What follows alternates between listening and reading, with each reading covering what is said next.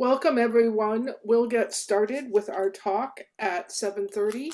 You are in the right place if you are here to watch the CNPS Santa Clara Valley chapter's talk on water resilience in the garden.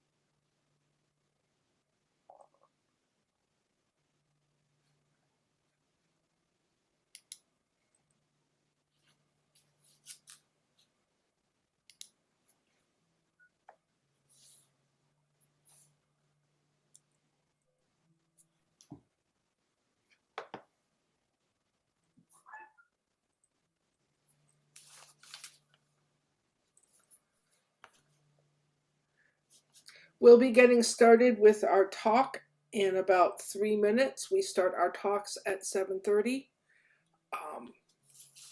Good to see you all, and sit tight. We'll be starting soon.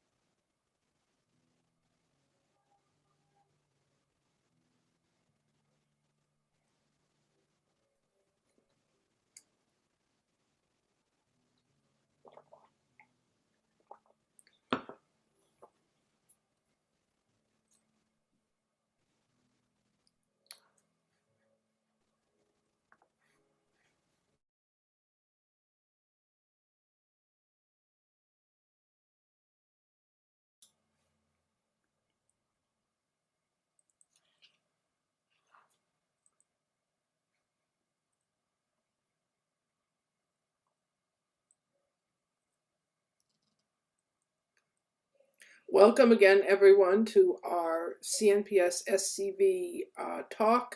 We'll be starting right now. Welcome to California Native Plant Society Santa Clara Valley's talk on water resilience in the garden by Radhika Thekkath.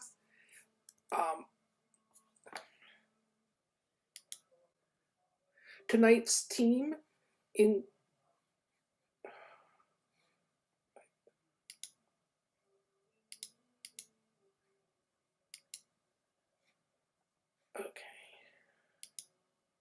Before we get started, I wish to, California Native Plant Society wants to acknowledge that our chapter is active on land occupied by the land occupied by settlers that belonged to the Amamutsun tribal band, the Ramaytush Ohlone, the Tamian people, and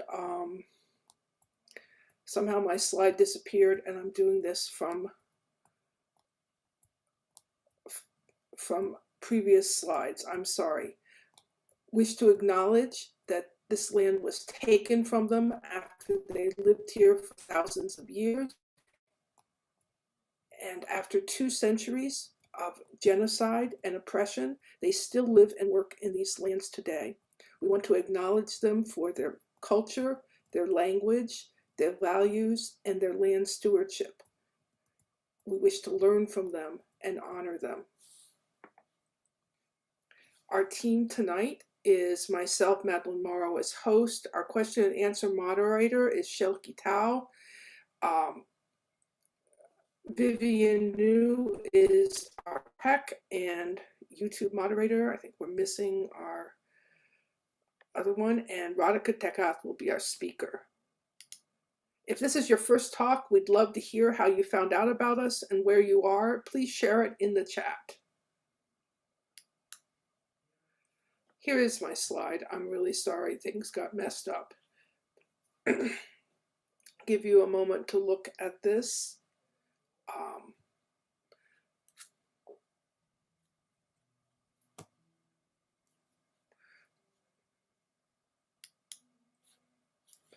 CNPS is a nonprofit environmental organization. We have over 10,000 members in 35 chapters. We've been around since 1965.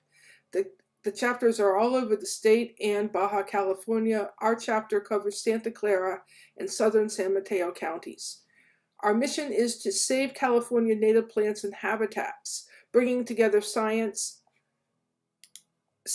education, conservation, and gardening. And we'd encourage you to join us in this movement to conserve California native plant diversity.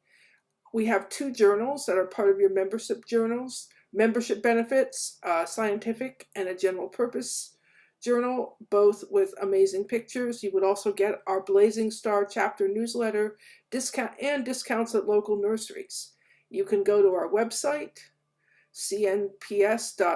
go to the state website, cnps.org/join. It's very simple to join up and be part of the California Native Plant Society. The more people, the more power we have to protect plants. Our we have more events coming up. This Friday, we have a photo group meeting. On November 6th, which is a Saturday, we have our annual meeting followed by botanizing the Bigfoot Trail. And then another presentation on That's November 17th, Madeline. Sorry. I was going to say, another presentation on November 17th, California's, by Kate Marianchild, California Oaks and Their Countless Relations. And as I believe that talk is going to be oriented towards high schoolers, but should be interesting for everyone. You can join our chapter news mailing list to get announcements about these so you won't forget them. And they're also listed on our chapter website and meetup.com. Our main source of funds is from our California Native Plant Society nursery, and we just had a big sale, so the online nursery store is opening in a few weeks, so check our website for updates. You can order online and you can have plants delivered for a fee or pick up at the nursery at arranged times. In addition to plants, we have t-shirts and books, and you can always keep checking our Square site to find what we have, and you can go to our website to look for gardening and nursery to find out about that. So mention joining our news group mailing list. You get a mail once a week. You send an email to that, or you just go to our website and you can find a link to join the website, to join the mailing list. If you're interested in becoming part of our tech team, we're always looking to expand this. You don't need a whole ton of skills.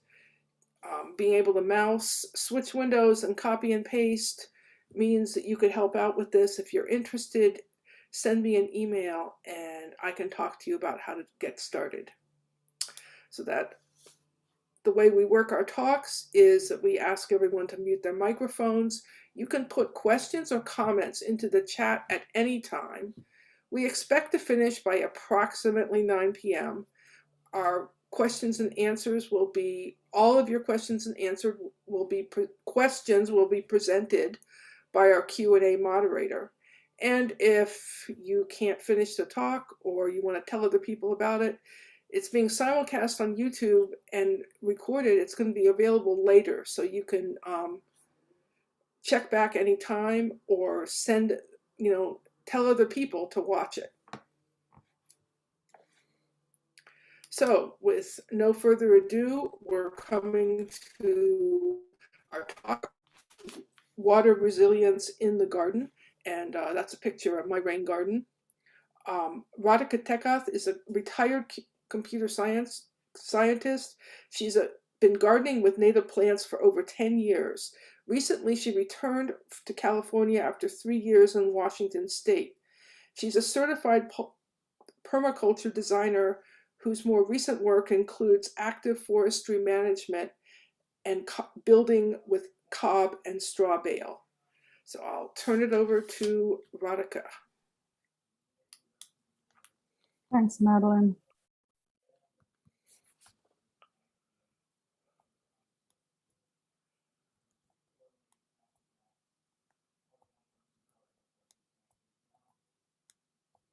Okay, hi everyone. I hope you can hear me and see my slide.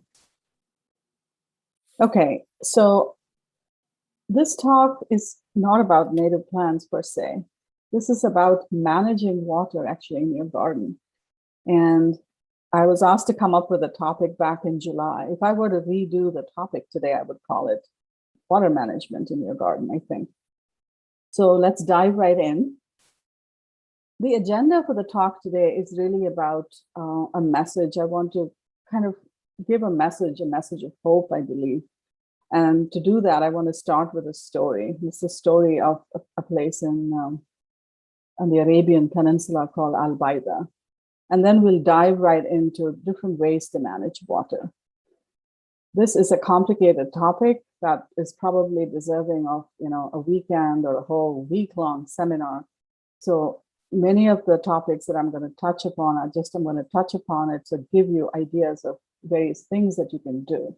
And then we'll conclude at the end with a story of a place that I actually visited in February of 2020, just before the pandemic hit. So what is this message? This message of hope is that, rain hasn't actually disappeared yet. I think it's drizzling out there, at least where I live here in the Bay Area a little bit. And, we still got 12 inches or 10 inches of rain last year.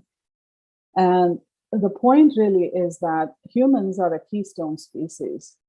We are at the top of the food chain and we have a significant impact on our local ecosystem. So when we talk about plants and we talk about keystone species, think about the oak tree, right? I mean, everyone talks about the oak as a keystone species in the world of flora. And what is the explicit influence of an oak tree?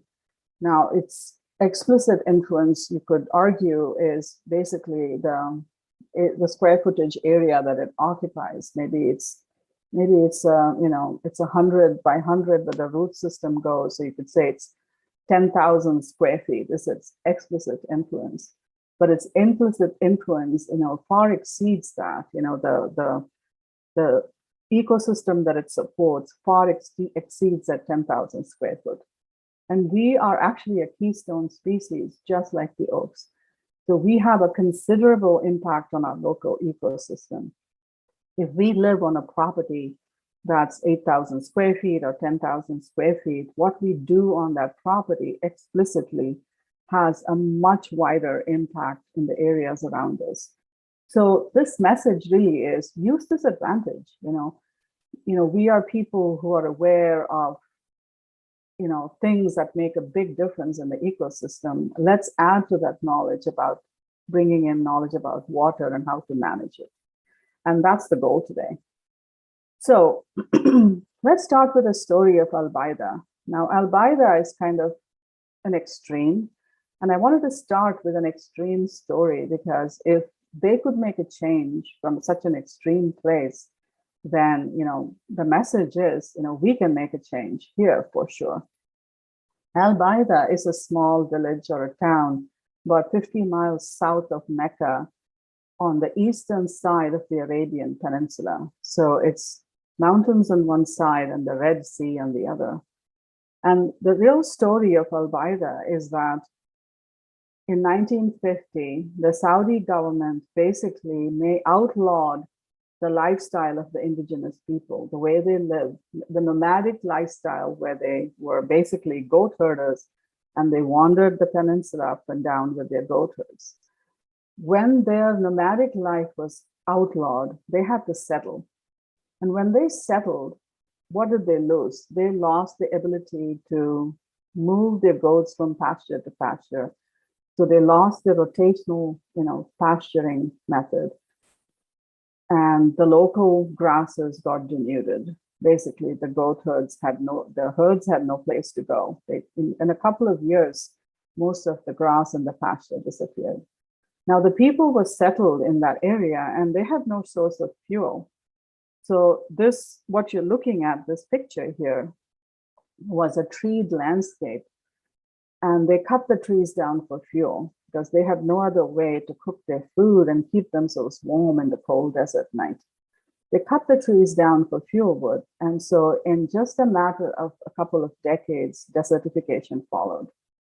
And the story is that this desertification set in so hard that it was an economic downturn for the people. They became very poor and they had no means of livelihood anymore. Their goats couldn't survive without fodder.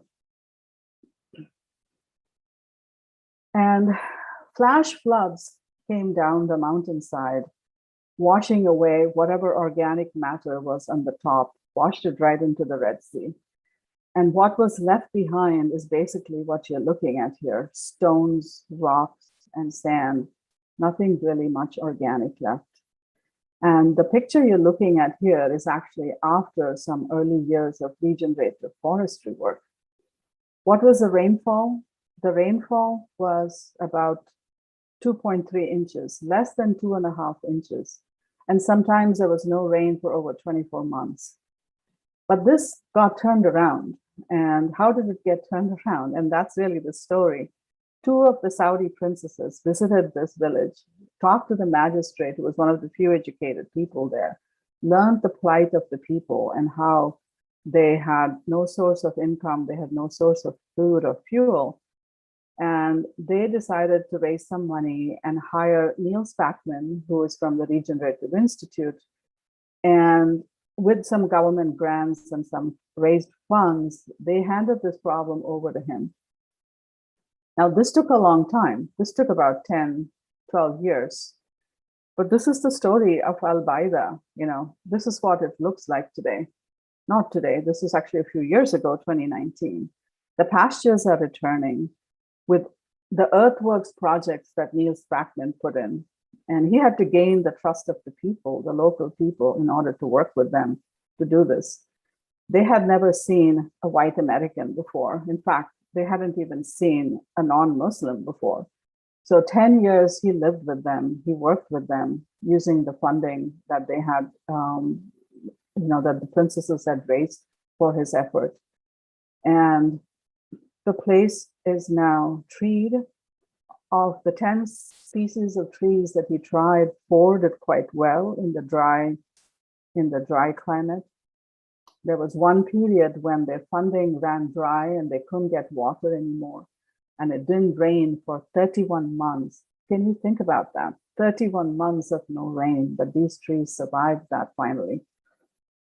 And some of these trees produce food for the people as well. It's not just the vegetative matter. This is not a great photograph, but these are they created terraced terraces along the hillside, and those are vegetation and trees growing on those terraces. And this whole story is on YouTube, and you can watch this. It's only a 20-minute YouTube video. Now, the really great news is that this revegetation of Albaida has actually increased the rainfall there. Because of all the trees and the plants that are growing there, there's more condensation, evaporation, transpiration into the air, and there's more consistent rainfall now. And the wildlife has moved in, although they're surrounded by desert north and south, and the Red Sea to the east, and the mountains to the west. Basically, we have an area that's been occupied now by birds, butterflies, snakes, lizards, bees. And so this is, I thought this was just a wonderful story to know about. And if they can do it, well, we can go from where we are today with our 10-year, 15-year drought and make things a lot better. So this talk is all about understanding land and water. And I have to say upfront that this is a deep topic with a lot of information. So my goal today is to cover a lot of things and tell you about what's possible and what's not possible. And, it's up to us to kind of figure out what we can do on our land. Most of us live or rent on a property, whether it's a condo or an apartment block or a house that we are mortgaged on. Rainwater and sunshine are primary resources that's been given to us. The sun that shines on our property and the rainwater that falls on our property is ours, and we can manage it wisely. Now, the question is, how much water does actually fall on the property? So let's figure this out. So let's say you live on an 8,000 square foot property, and it rained 12 inches all year. That's about 60,000 gallons of water that falls on your property every year. And how did I get that? I got that by multiplying 8,000 with 12 and then 0.623. So what's the 0.623? 0.623 is basically, if you had a box that's 1 square foot, 1 foot by 1 foot, and you filled an inch of that box with water, the quantity of water to fill that inch of 1 square foot is 0.623 gallons.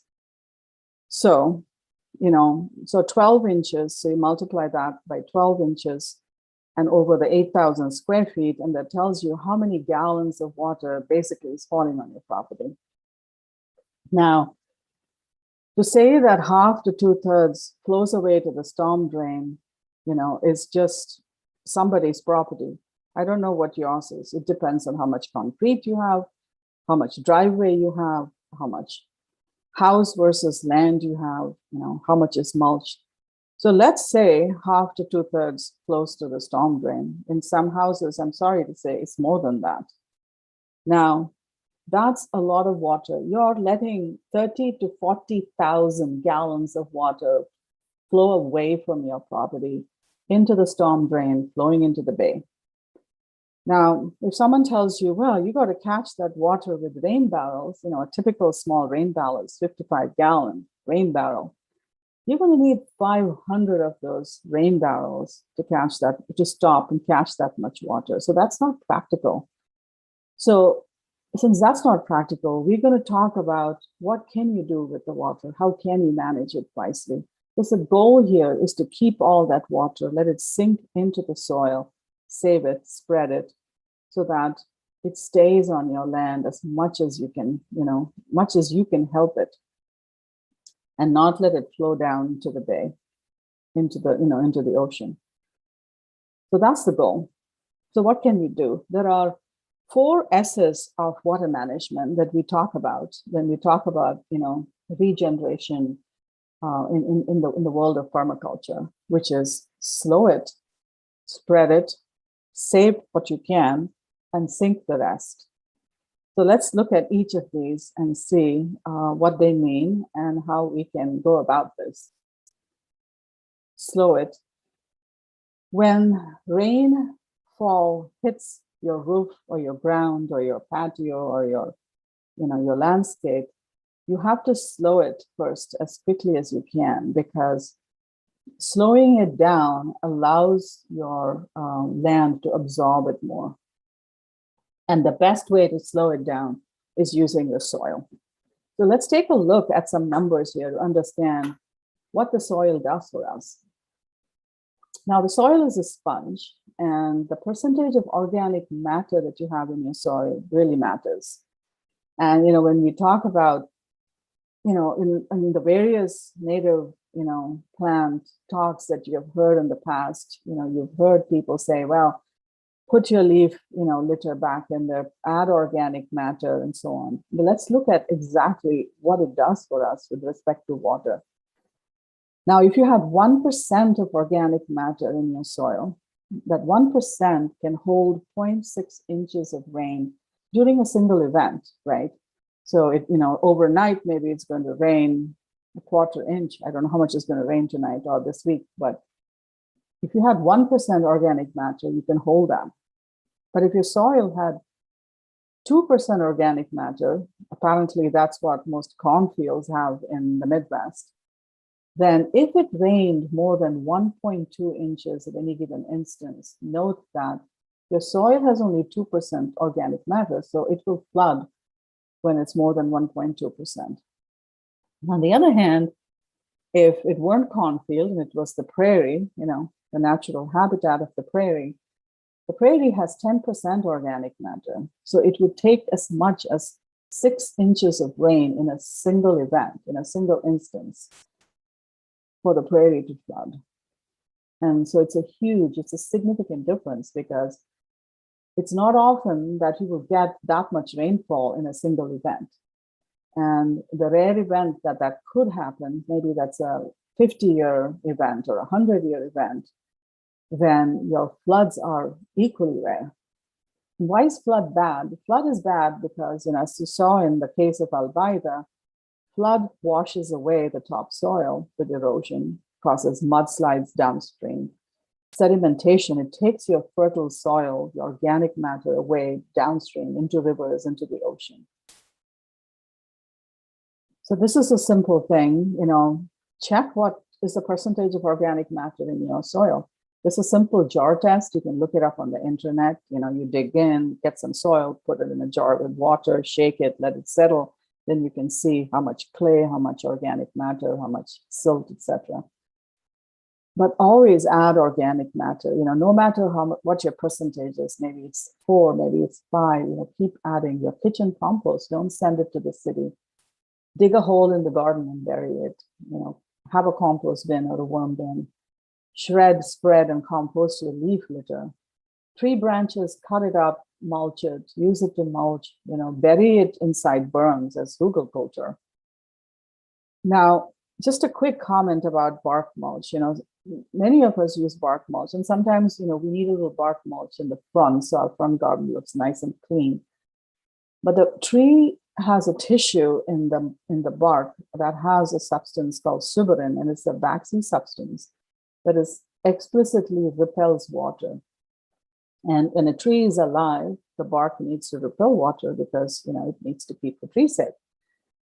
So when you have an exclusive bark, as mulch, and after it rains, sometimes you can see how the mulch looks dry. That's because the mulch has repelled the water. It hasn't absorbed it. So it's much better to use wood chips rather than bark mulch. If you're, going to do, spread a whole bunch of mulch around, use wood chip mulch. Because part of it is the bark, part of it is the inner wood, and the inner wood does absorb the water. Now, what does nature do to slow the rainfall? Basically, nature created forests. And forests are really multi-tiered structures, if you look at it as a structure, with tall trees above, the tree roots below, tall and short shrubs under the trees, or between, in clearings, low plants under the trees and under the shrubs. And if you're recreating a multi-tiered forest floor in your backyard, then be sure to intermix some nitrogen fixers maybe in the shrubs, maybe in the low plants as well. In the native plants there are so many nitrogen fixers. Lupins are nitrogen fixers. Owl's clovers are nitrogen fixers. These are our fire follower plants, are all nitrogen fixers. And you also have bulbs under the low plants. You can interplant root vegetables with native forbs, bulbs, and grasses. This is just a picture of a natural forest, and you can see the low plants, the intermediate bushes, low bushes, the trees, dead tree there, fallen, composting. This is how the runoff from a forest is about 13% in a single event. So very little water that falls in a forest will actually run off and cause floods.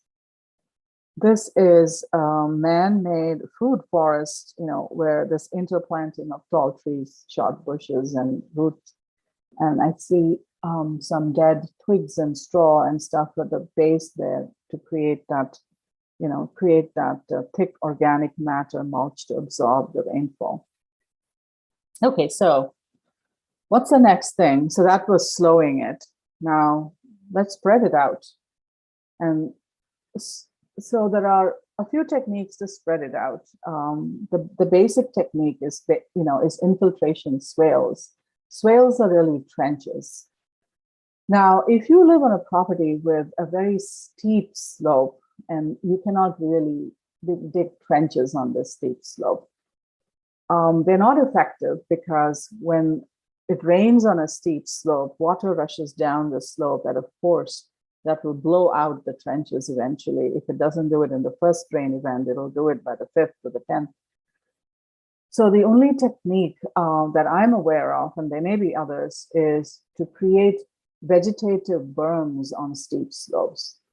And basically, you're collecting twigs and branches and leaves and things and creating berms on the steep slopes, along with interplanting with, bunch grasses and low plants, other things that would, create a root system to prevent erosion. If you create these vegetative berms, you do have to stake them down. Otherwise, rain water can be quite forceful, and you can push these berms downhill with every, little bit every time it rains, and it'll flow, go away. So stake the vegetative berms down. So the steep slope is the more challenging terrain to deal with. Planting and vegetative berms. Now, if you live on a property with a slight slope or undulating hillsides, then the ideal way to spread the water and allow it to sink in is to use infiltration swales along keyline ridges. And I'm going to tell you in the next few slides what keyline ridges are. So put that off for just a second. Now, if you make swales, eventually there will be one single event, rainfall, where your swale will overflow, will fill up. So you must have a safe overflow point. This is to avoid blowout in a place that you didn't want it to blow out and cause a flood in a place downhill where you don't want the water to be.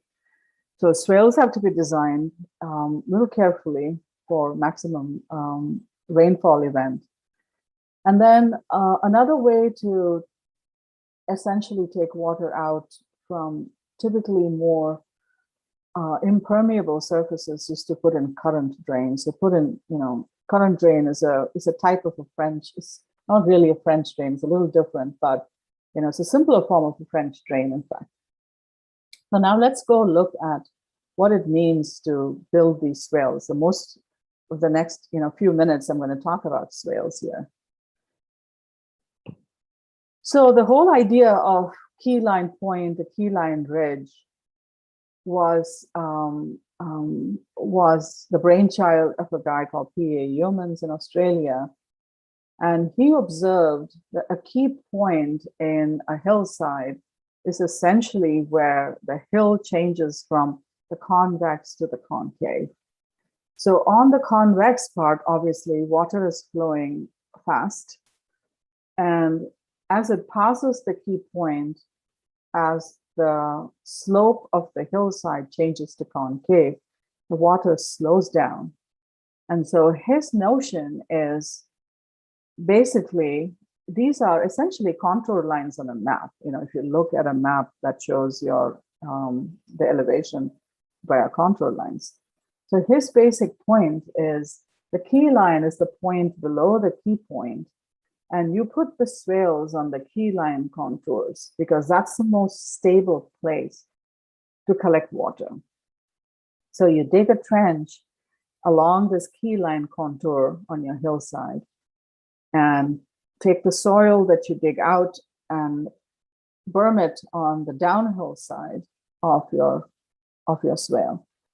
And that allows the water that flows down the hill to collect in the swale. You're spreading it all along a hillside, allowing the water to slow down, to spread, and then to sink in to the soil.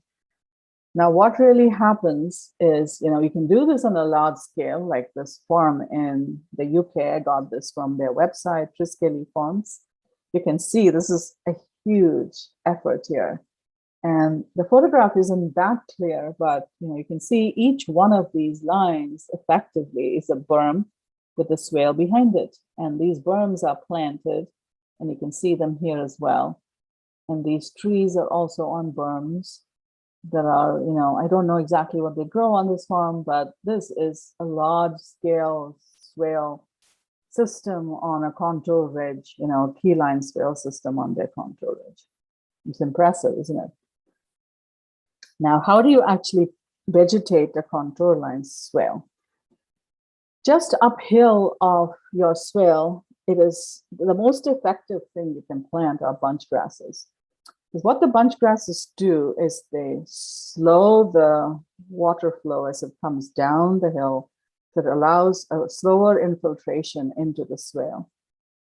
And this water that then collects in the swale soaks slowly into the soil, right at or below the berm here. Now you plant on the berm, so the tree or the bushes that you plant or the plants that you put on this berm benefit from their roots benefit from this moisture-filled soil just there. And they wick that moisture right up. And it helps to have, throw some vegetative matter, maybe twigs, leaves, and some compost material at the bottom of the swale. Again, that helps with the absorption of the water, slowing it down and allowing it to fill. Now, this is a technique that has shown to have immense benefits. So this year, for example, as you know, so many of our native gardens started to show signs of distress by May, June, because our soils hadn't absorbed enough water from that 12 inches of rain we got last summer, or 10 inches, depending on where you lived exactly in the Bay Area. Now, if we had this system of making sure that we caught more of the water on our land, let it soak more slowly in, instead of having that 40,000, 30,000 gallons flow away into the bay, then the plants that you had or the trees that you have on these berms would not have dried out in May or June. They might have actually been fine all summer without any additional watering. So let's move on.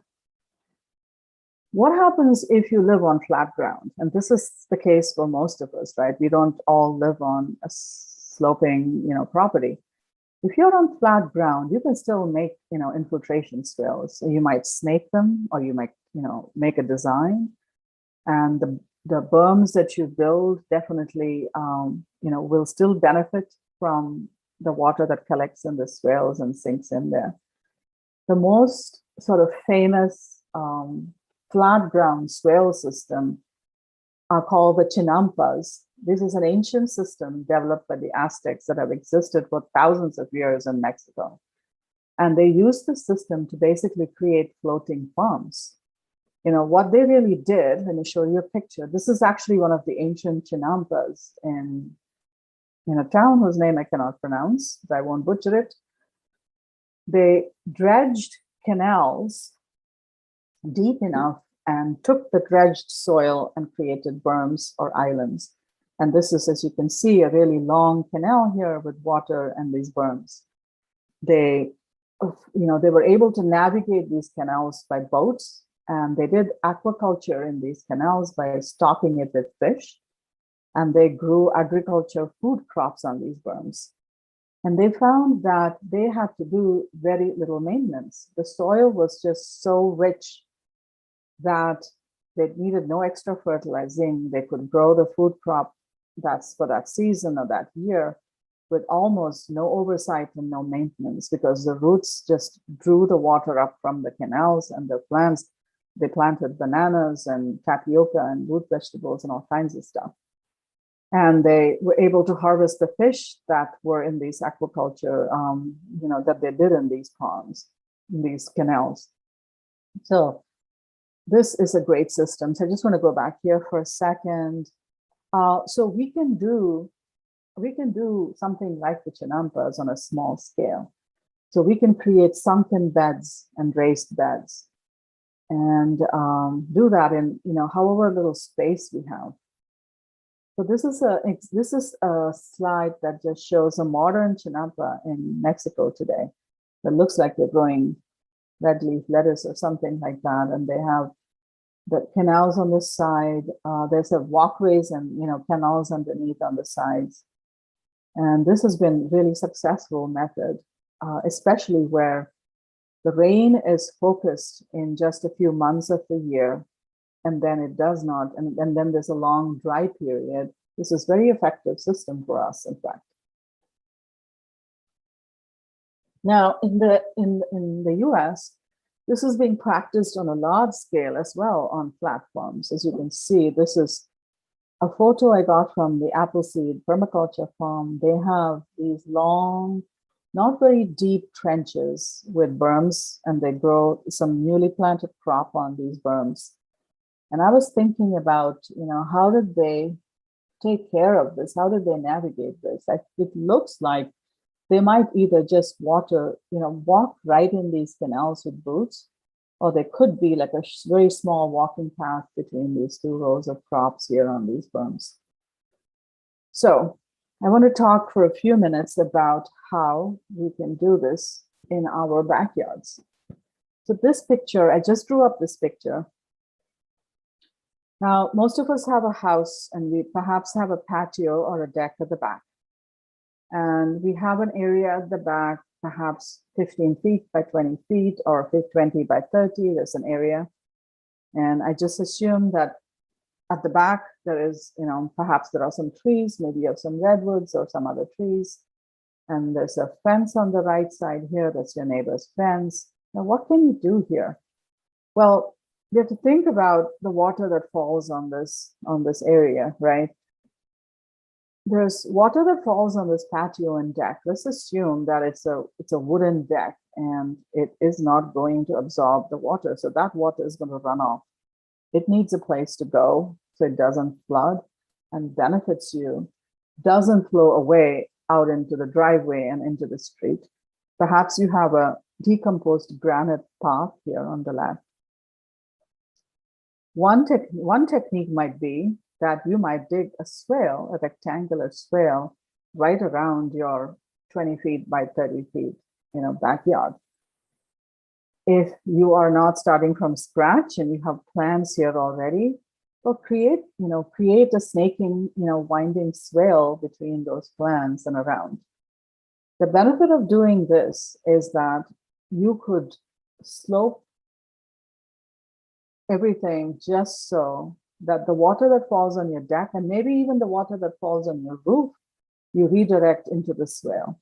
The water that falls on this decomposed granite path is redirected to the swale. The water that falls on the trees that you have back here, maybe the trees and the tree roots give up 15% of that water, also needs a place to go. That can flow into the swale. You can create a little bridge over the swale, make it a nice feature that you walk over into your little planting area and you're able to walk out the other way.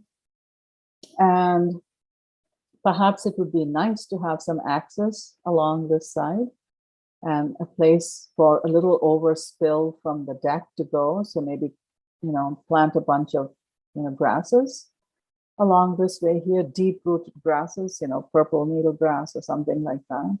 So you have access here, walking access for maintenance, as well as an area that absorbs all the water on your property, doesn't let anything escape. Now, if you had small children and you did not want to have a 2-foot wide and 2-foot deep swale right next to your deck as a dangerous place, you could line the deck with planter boxes, put a little gate here so they can't easily access it, or just redo the design a little bit. Here's a slightly different design where it's the same kind of backyard layout, except the swale is a little on the inside and you bermed here along your, the outer periphery of your rectangle. And you create a walking bridge again right across into more planting area in the middle. And now you have to think about, how do you ensure that the water that falls on your deck and your DG path is actually directed to your swale? Because now you have a berm in the middle. So that's something you have to think about. And one solution that I present here is to actually create a sunken bed just by the side of this patio or deck and along the fence line. And this sunken bed basically takes the flow of water from this deck into it. So it is able to hold that. And we'll talk about sunken beds in just a second. And then you could just create a DG walking path along here so you can access this side for maintenance, for growing, for harvesting, pruning, whatever you need to do. And this is sloped ever so slightly so that the water that falls on this decomposed granite path doesn't flow away into your neighbor's yard, but flows down into your sunken bed.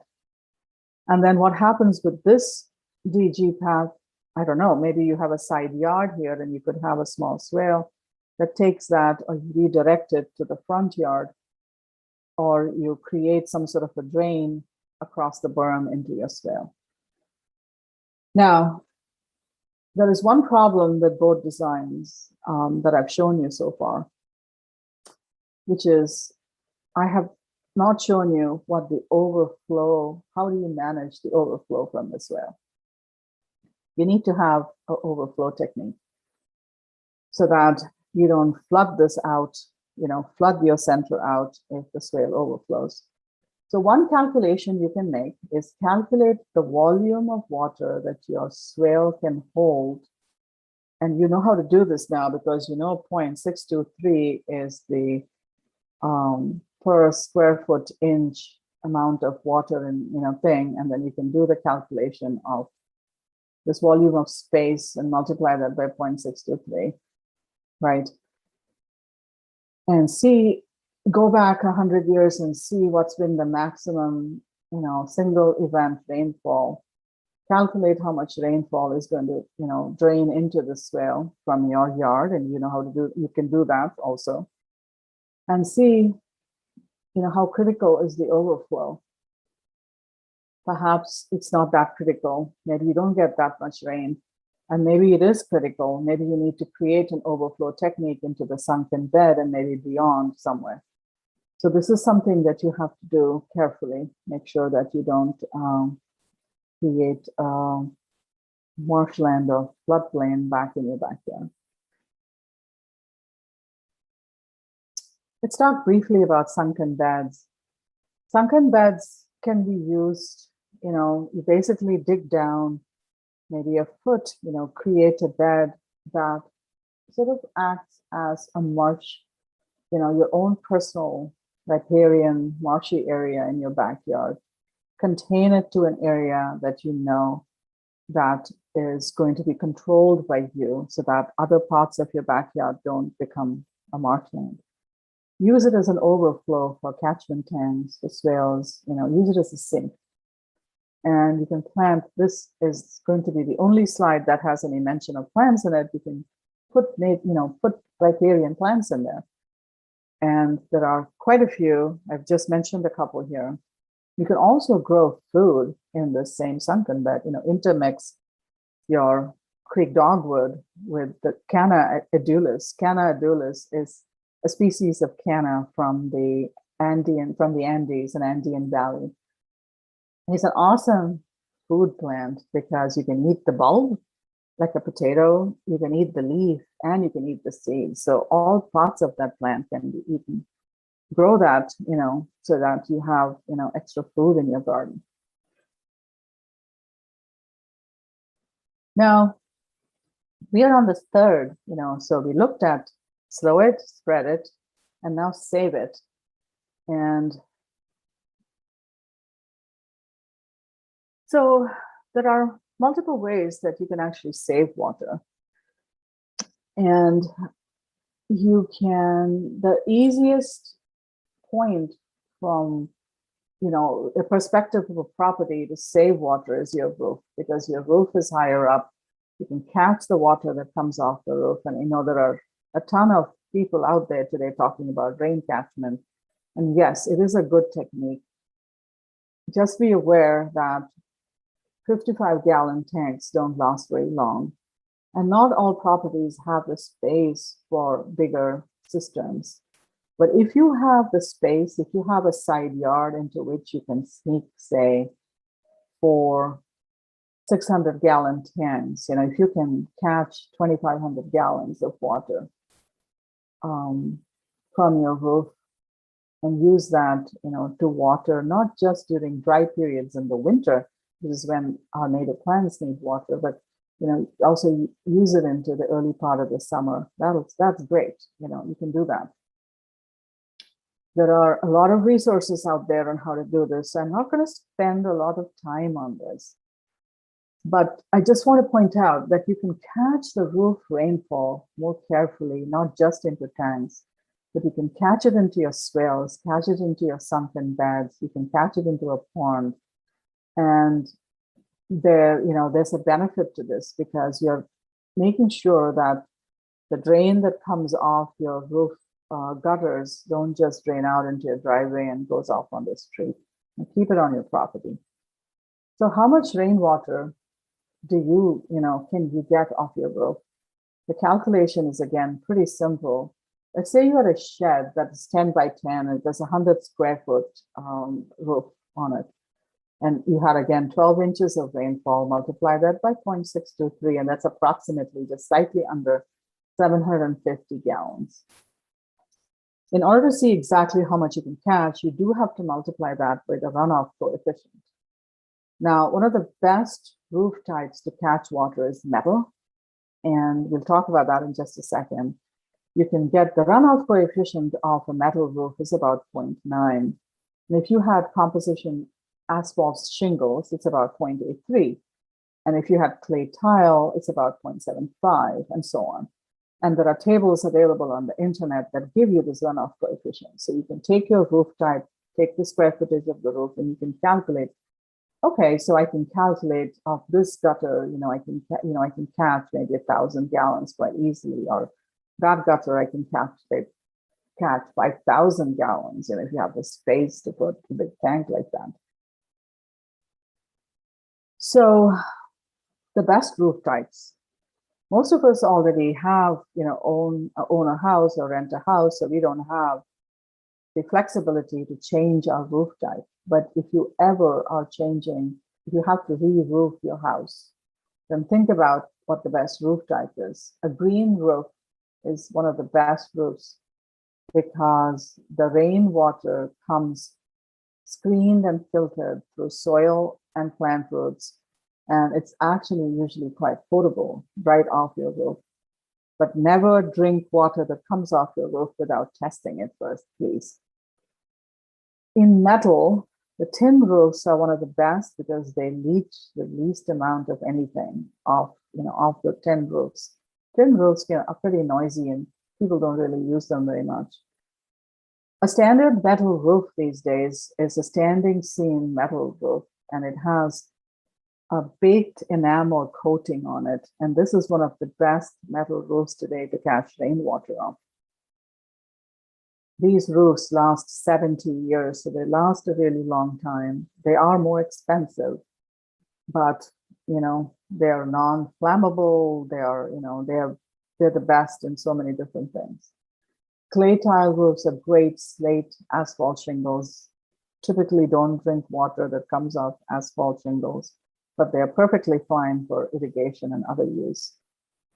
Now, not good is galvanized metal roofs. Just be extra careful on the internet, because you will see vendors of galvanized metal roofs telling you that they're one of the best for rainwater catchment. No, unfortunately not. Wood shingles are not great. We are moving away from wood shingles anyway because of they being a fire hazard, but there are some old houses still with wood shingles. They get moldy, they have algae. Oh, talking about algae, some people spray their roof with anti-algae, anti-fungicide stuff. So please don't use that water that comes off those roofs for even irrigation. Just be careful with that. I'm not going to spend a lot more time on rain catchment tanks. The Santa Clara Valley Water District has handout, has brochure on this. There are multiple websites. There are many people who will help you with this. There are slimline tanks available now, not wider than 12 inches, 16 inches, that you can slip into side yards quite easily. They are more expensive though than the big round tanks. So now save it. Think creatively about water. It's the main point here. Most of the water that you use can be reused at least 2 times, if not 3 times. For example, we talk about gray water, right? Houses that have already been built, that have been plumbed, they are harder to replumb for gray water. One of the easiest gray water that you can create is your laundry, because the hose that comes out of your washer basically goes into a little drain. You'll see if you sneak in behind and look at your washer, you can basically pull that out. So it's easier to redirect the laundry drain water out of your house through a side, piping, tube that you run out. Run it into a sand gravel filter pit, to clean it up a little. Use detergent that is plant-based. And then this water can then go into a container deck box. And make sure the deck box has a bottom that's sloped. So whatever water you use to water that deck planter box, you can plant veggies, you can plant other things, cascades down into, so you've used your water for laundry, you've used it to water your vegetables in your planter box in the summer. And that water then is filtered again by the soil and the plant roots in this planter box down into your fruit tree bed or your sunken bed or your swales or wherever, to water other parts of your garden. So you have used this water 3 times. So it's not that hard to use water 3 times if you think about it and plan accordingly. And just be a little careful when you use laundry water. If you are going to use root vegetables in your planter box, just make sure you test the water that comes out of your sand gravel filter, and before you use it for that. So, ponds. Now, ponds are a sensitive topic. There are many different types of ponds, and ponds are a whole, we can spend a weekend talking about ponds and just cover the basics. So I'm not going to advocate today that based on my 2 slides that you go and build a pond on your property, especially as a catchment pond, because there are structural issues, there are overflow, issues that you have to deal with, and so on. So this is something that, we can address separately if you're interested in that. Now, if you just dig a sunken bed, and you redirect the water, extra water all over from all over your garden into the sunken bed. In a way, that's like that's like a pond. That's like a winter, seasonal pond, if you will. That's simple enough. But anything more complicated than that, especially if you're on a hillside, gets more complicated. Gets into issues of structural engineering and gets into issues of what's legal and what's not legal. So if here's a picture. If you live on a slopey property, let's say you have 15-acre farm, and it's on a slope like that, Triskelly farm we saw in the UK, then you can create a pond at the top. Maybe you don't get a lot of water coming into that because your property is sort of at the top. You get some water into that top one. The advantage of a pond at the top of a property is that you can gravity feed, if you're using it for irrigation in the dry months in the summer, you can gravity feed that water to all the plants on the hillsides below it. So that's great. But if you have a pond at the bottom, you probably can catch more water in that pond at the bottom. Then you would need a pump, maybe a solar pump to pump that water up to the top pond perhaps, or up to irrigation trenches along your hillside to water your plants and your systems. The ponds get complicated and they have multiple uses and so on. So I'm not going to spend a lot more time on ponds. So let's move on. Now, the last of the 4 S's, we slowed it, we spread it, and we saved some. And now whatever is left over, we want to sink it down on our property. Don't let it flow down into the street, okay? So use permeable surfaces whenever possible. Remember we talked about the runoff coefficient. So the runoff coefficient of a concrete driveway is about 0.9, 0.95. So 95% of the water that falls, rainfall that falls on your concrete driveway is going to go away. The runoff coefficient on different materials, it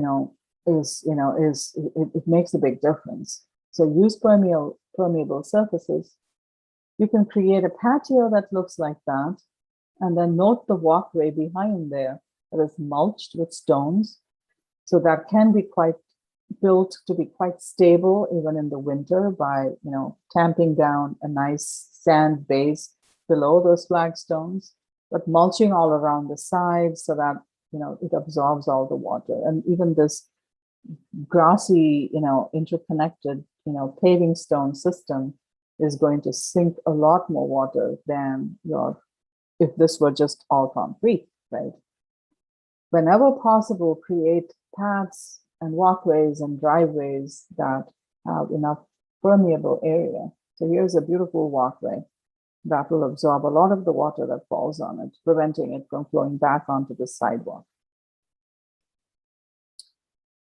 So the idea here is we're just going to redirect water from impermeable surfaces into catchment areas. Now, we all have impermeable surfaces. My house here, we put in a driveway, I don't know, years and years ago, and it is not a permeable driveway. So there are techniques that you can use in order to redirect water from existing impermeable surfaces like roofs and your, wooden deck or your, paving stone driveways that exist,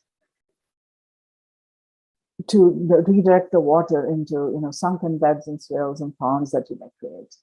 So one technique that works for driveways, and I hope to be able to implement this pretty soon in my house, is the curtain driveway across it. This is what it looks like. So this is a slightly different picture. This is the front of a house. It's not very dissimilar to mine. This is a street, this is a sidewalk. What you can do is you can create a berm planting area right next to the sidewalk. What that berm does, that berm ensures, and the swale behind it ensures that Rainfall that falls in this area sort of stays within your property, doesn't flow out into the sidewalk and into the street. So what do you do about this driveway, right? So this driveway, say, is an impermeable concrete driveway. You can create a drain that runs across it like that. And what does this drain really look like? This drain is about, let's say, a foot wide and a foot deep. And you would put a 3 to 5 inch drain pipe in it. Now, PVC drain pipes are available at the big box stores, Lowe's and Home Depot, that have holes in them. So you would lay a drain pipe across, slightly slopey, so that it flows into that swale that you've just created there. Or maybe you created a sunken bed there. So all the water that falls on this driveway above here sort of flows down. A lot of our driveways slope down into the road, right? Because we were told you build a house, you build a driveway, make sure everything slopes away from your house. So we are draining all this water away. Catch that water, so you might miss this, but catch all the water that falls here into that drain that then slopes down into the swale. And now what do you do after you put the drain pipe in is you put gravel, you fill it with gravel, maybe some sand on top, and then you can put a metal grate on it so you can drive back and forth over it. But if it's at least a foot wide, it will catch, even in a heavy rainfall, it'll catch the water that flows down the driveway and redirect it into the swale. So a critical thing in a driveway swale in the front like this is, what do you do with the overflow? And what I'm showing here is a perk pit, a percolation pit, and we haven't talked about this yet. This is the next slide. So this swale is going to hold a whole bunch of water every time it rains, and it's going to provide water to the plant roots here. By soaking it in here, it's going to keep that for during the dry, summer months. Now let's see what happens. I just wanted to show you a real example of something that looks just like that. This is a project that we started. This is a house. This is just the front of the, front of the house. This fence here, this whole frontage is about 100 feet actually.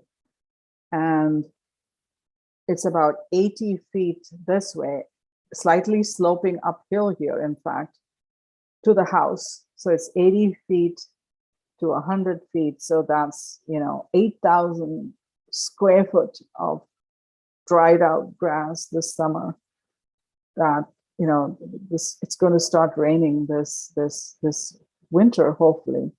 The idea here is to create a swale that's going to be almost 100 feet long, not quite 100, because there's a driveway on the right there, there's a driveway on the left here. And this area is, owned by the city. So this swale being dug out here is getting bermed here in front. And, this is going to be about 80 to 90 feet long swale. And the driveway will have a curtain drain into the swale. I haven't quite, I'm still working out what the overflow technique is going to be for this particular swale. I think there is a possibility to overflow to the front of the fence into another swale here. Even though that's city property, I think we can plant there.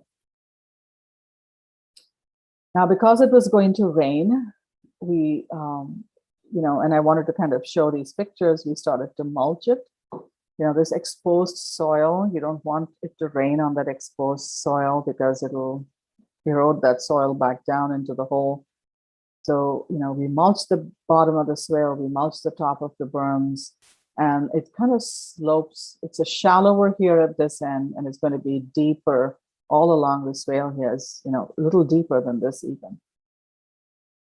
And I just wanted to show that at the bottom of the berm, it's a hugelkultur berm. So we bury twigs and branches and, more wood chips here from a tree branch that fell and was chipped up. And we would use more than this, but I just wanted to take photographs to show you all. You can see how the road is already a little wet from a little bit of rain. So this whole area is going to get bermed, and the trench and the swale is going to continue all along here. Project in progress. So sink it. So the last technique that I'm going to talk about is an advanced technique on sinking it.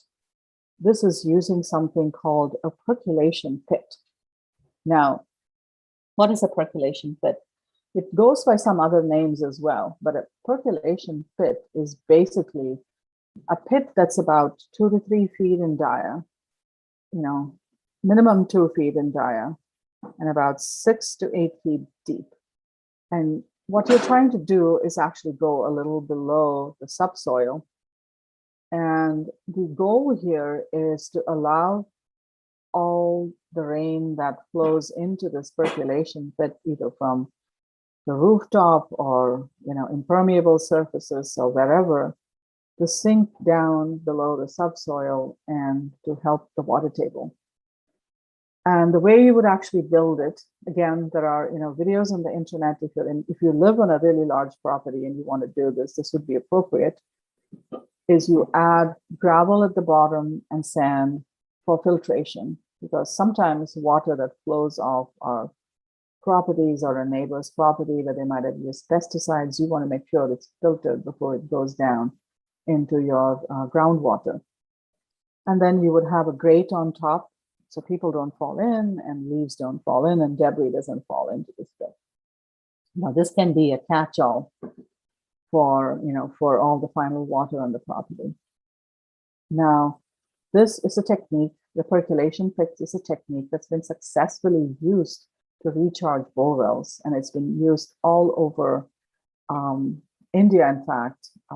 And I'm hearing about more and more people starting to use this in the US as well these days. So I wanted to just conclude almost here. I'm at the end here with a story of development that I visited when I went to India in February 2020. My friend told me that they had purchased an acre in a 135-acre project just outside the outskirts of Bangalore. So it's, sort of in agriculture, almost an agricultural farmland area. It's, because it's 135 acres. Can't get that in a city. And the guy who started this project made 1 acre lots and sold it to people. And it's been around now for 10 years, I think. And he had a goal, and his goal was every house, every acre of land, had to be sustainable. So you lived off solar panels, you did rain catchment off your roof, and so he had sunken huge catchment tanks on each property near the houses, and people planted fruit trees and used sustainable farm-like practices, only organic, no pesticides. But one of the critical things that he did is he mandated that every acre must have about 13 of these percolation pits. So on about 130 acres, 130 houses on his 135 acres, I think 5 to 10 acres was just like a community, center, swimming pool, that kind of stuff. So that's about 1,600 percolation pits on 130 acres. And my friend, it's this amazing place.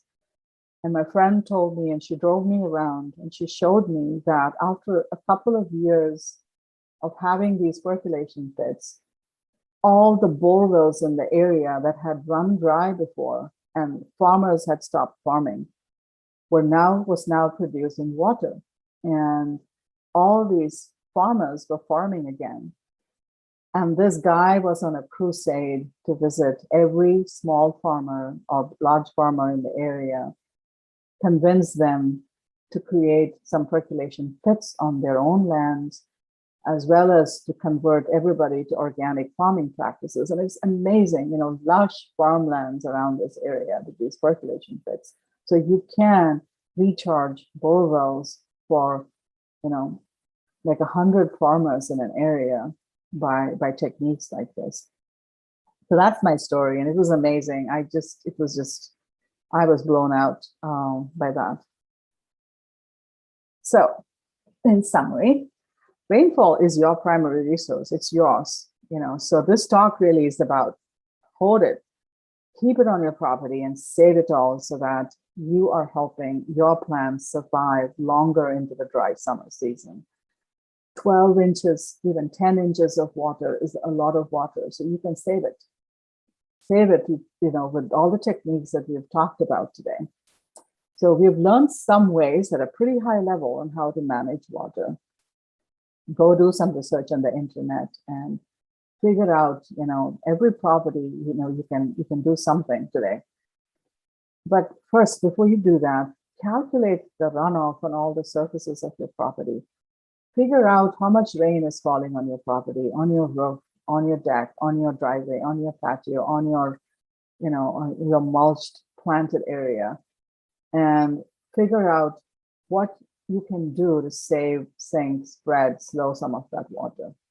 And try to implement one thing today, this year, so that you can help your garden survive next year better. Whether we go into this winter with, even less rainfall than last year, I don't know. If we do, maybe you can save your garden by doing something. So thank you. And that is my talk. And should I stop sharing? It's a little easier for everyone to see. Okay. So Shelky, take it away with our questions. Hi, yes. There are two questions.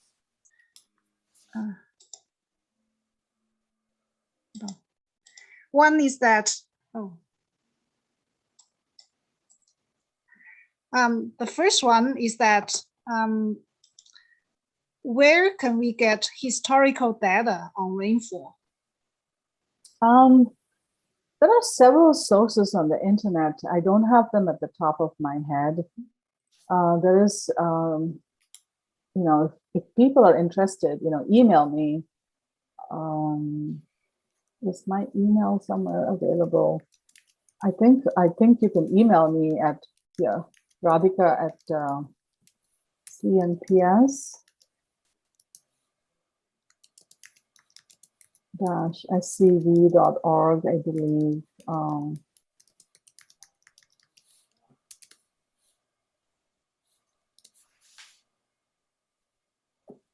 I believe that email is functional.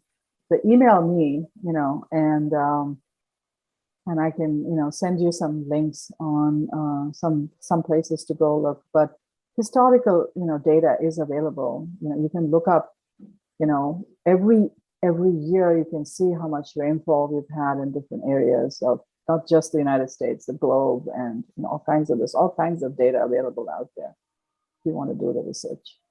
Yeah. The second question is also related to rainfall. Mm-hmm. Where would I find data on extreme single rainfall events? And do you know what values to use in our region? Right. I think some of the same sources, that tell you about annual rainfall in different parts of the US will also give you, you can get historical data on extreme rainfall events.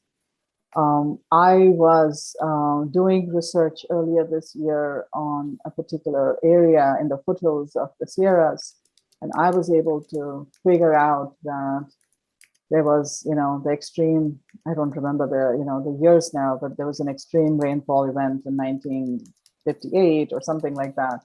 So the data is available out there and you can find it. You just have to spend a little time, with an internet, search engine that you trust and, look that up from credible sources online.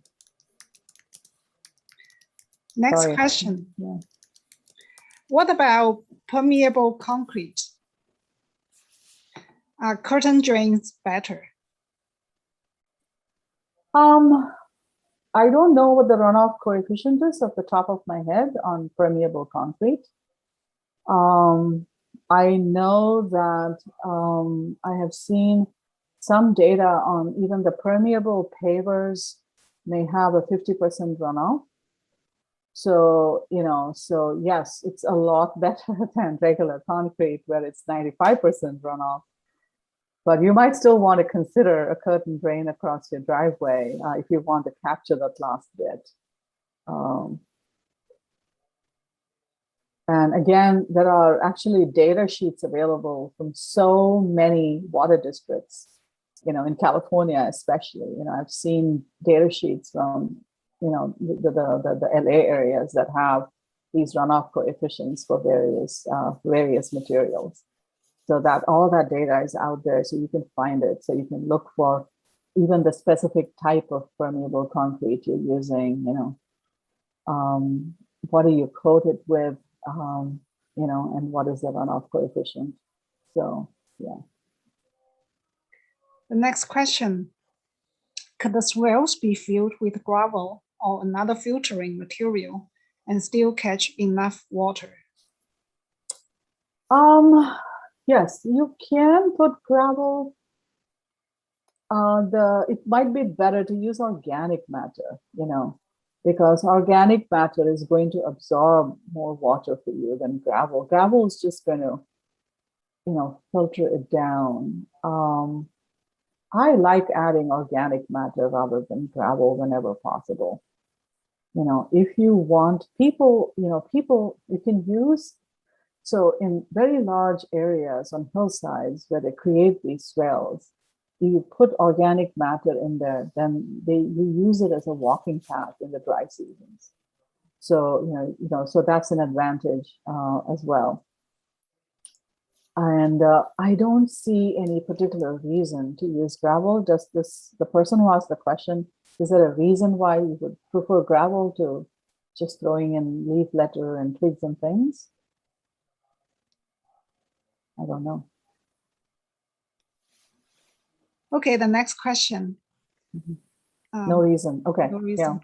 Yeah.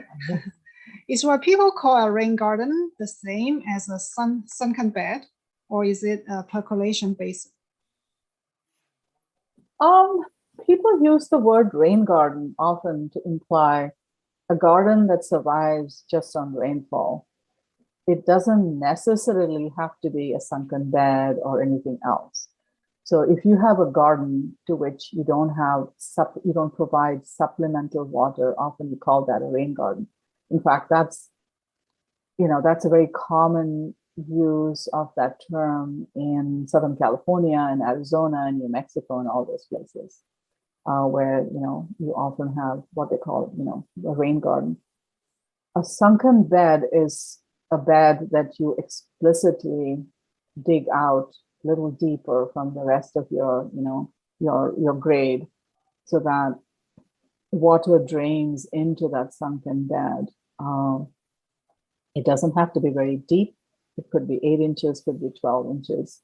And then you can, if you're going to make it any deeper than that, you can slope the sides down so that it's safer, so you don't fall in, you can walk in. So you can, it's effectively seasonal pond, if you will, basically, yeah. That's all the questions we have so far. Okay.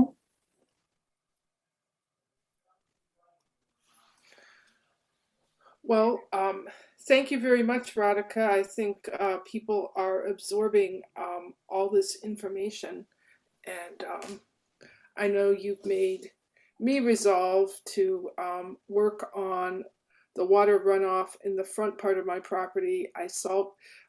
I captured it on the back, but I still have to work on the front. And so thanks everyone for coming out, and we hope to see you again. Actually, I just have a couple things I wanted to mention, Madeline. Okay. This is Vivian. I just wanted to, there were 2 upcoming talks that Madeline mentioned at the beginning. And I wanted to make sure that everyone was aware that the first talk, which is botanizing the Bigfoot Trail, is on Saturday, because that is part of our chapter's annual meeting. So if you are a CNPS member currently and part of our chapter, you'll be receiving email from me with a Zoom link for that meeting, which starts at 7. But the talk, like all of our other programs, starts at 7:30, and that one will be available on YouTube.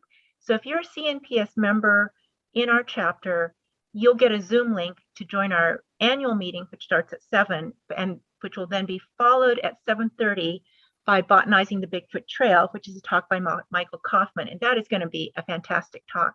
So I hope even those of you who are not CNPS members will join us. And then a reminder that the talk after that is one by Kate Marienchild, The California Oaks and Their Countless Relationships, which is also going to be suitable for teenagers, but adults as well. So we hope a lot of you come out for that. Kate is a fantastic speaker. She's an author who wrote Secrets of the Oak Woodland. Just delightful person to hear about oaks from. So a lot of great programs in November, and we are still adding them. So please do stop by our website or make sure you're subscribed to our chapter newsletter. And that way you'll get notifications as we schedule more talks.